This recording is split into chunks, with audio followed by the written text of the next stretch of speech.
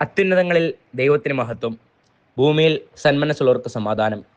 ഏവർക്കും ക്രിസ്തേശുവിൻ്റെ നാമത്തിലുള്ള സ്നേഹവന്ദനം അറിയിക്കട്ടെ. വിശുദ്ധിയുടെ പുണ്യവുമായി വീണ്ടും ഒരു ക്രിസ്മസ് കാലം വന്നെത്തി. മാനവരാശിക്ക് പുതുജീവനും പ്രത്യാശ നൽകുന്ന പുണ്യദിനം. ആകാശത്ത് നക്ഷത്രങ്ങൾ മിന്നിത്തിളങ്ങുകയും മനുഷ്യർ തമ്മിൽ പരസ്പര പൂരകത്തോടെ ജീവിക്കുകയും ചെയ്യുന്നത് പരിധിയില്ലാത്ത ദൈവസ്നേഹത്തിൻ്റെ കൃപയാലാണെന്ന് നാം തിരിച്ചറിയുന്നു. അന്ന് ആ രാത്രിയിൽ ആട്ടിടയന്മാരും രാജാക്കന്മാരും ധാരാളം നക്ഷത്രങ്ങളെ കണ്ടിട്ടുണ്ടാവാം. എന്നാൽ അവർ പിന്തുടർന്ന ആ ഒരു നക്ഷത്രം അവർക്ക് ക്രിസ്തേശുവിലേക്കുള്ള വഴികാട്ടിയായി തീർന്നതുപോലെ നമ്മുടെ ജീവിതത്തിൽ നാം കാണുന്ന വിവിധ തരം തിളക്കമുള്ള നക്ഷത്രങ്ങളിൽ നിന്ന് ക്രിസ്തേശുവിലേക്ക് നയിക്കുന്ന ആ നക്ഷത്രം തിരഞ്ഞെടുത്ത് അതിനെ അനുഗമിക്കാൻ നമുക്ക് കഴിയണം.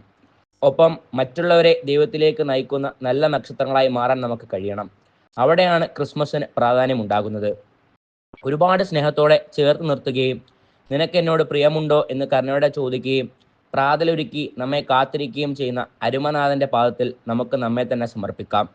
പിന്നിലെ സന്തോഷവും സമാധാനവും മാനവഹൃദയങ്ങളിൽ നിറയാൻ ഈ ക്രിസ്മസ് കാലത്തിന് കഴിയട്ടെ എന്ന് ആശംസിക്കുകയും പ്രാർത്ഥിക്കുകയും ചെയ്യുന്നു.